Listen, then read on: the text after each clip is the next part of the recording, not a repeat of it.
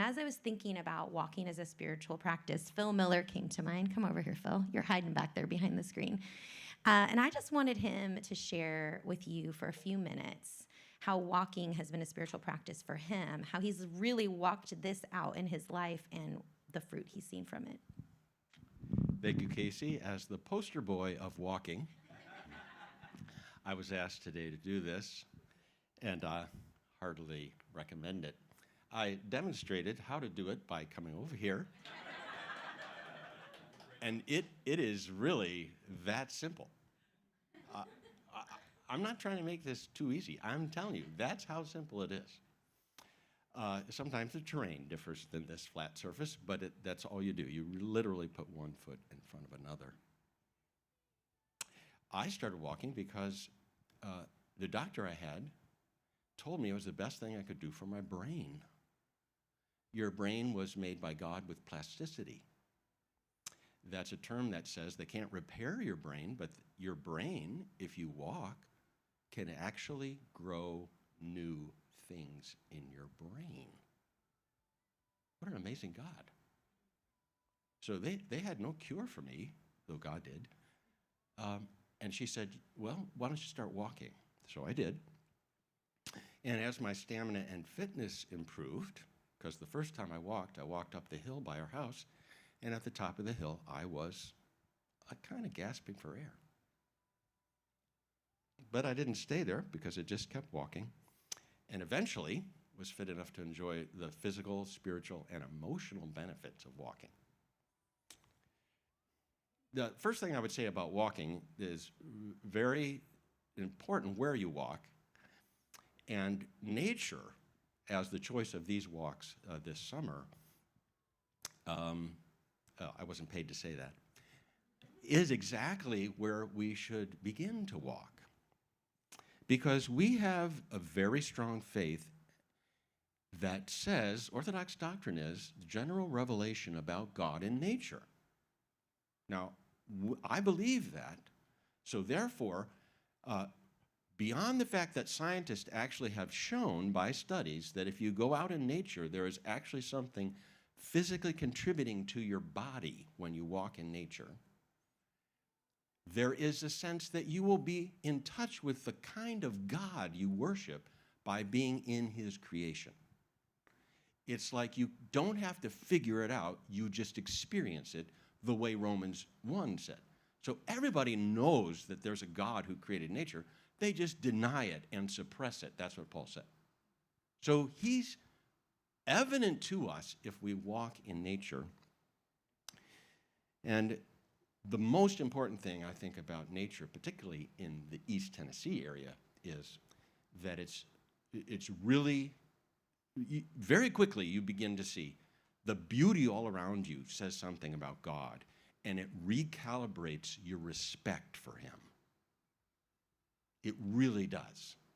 And it's like you just are enveloped in it. You don't have to sit in a room and try to figure out who God is. You just go walking in nature, and the awe factor just goes up. When I go hiking with my hiking buddies, we always begin with a prayer that says, God, help us realize you when we're walking through these things and are not just talking to each other. I love to walk and talk.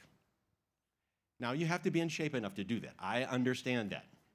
But with that caveat, okay, if you can walk and talk at 3 miles an hour, it is very possible to talk.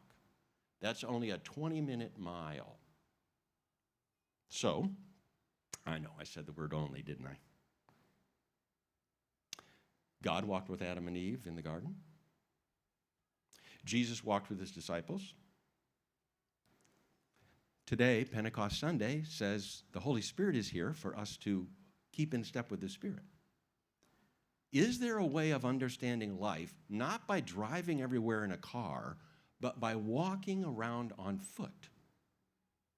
Home Depot is 5 miles from my house.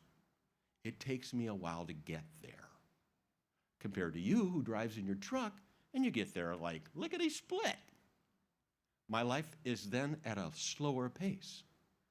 And if I walk and talk with God at that pace, as Casey referred to from his book, which is a great book, you should read it. You process life at 3 miles an hour.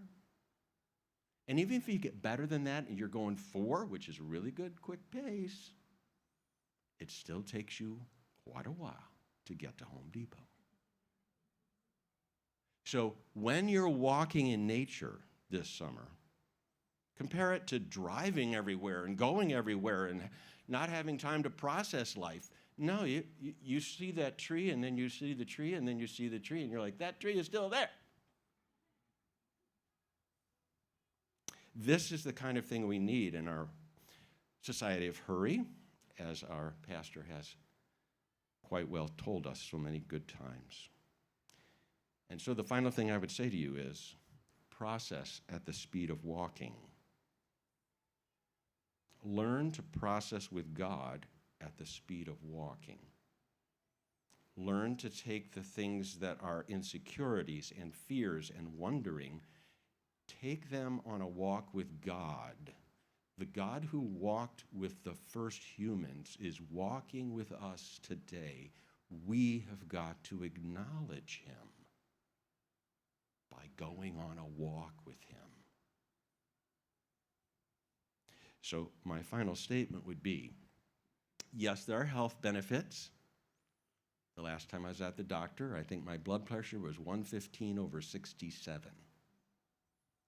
And if you're my age, I'll just tell you, Prevagen doesn't work, walking does. So I wanted to tell you these things as just a way of life so that when you think, should I go on this walk? It is in and of itself a way of embodying a relationship with God.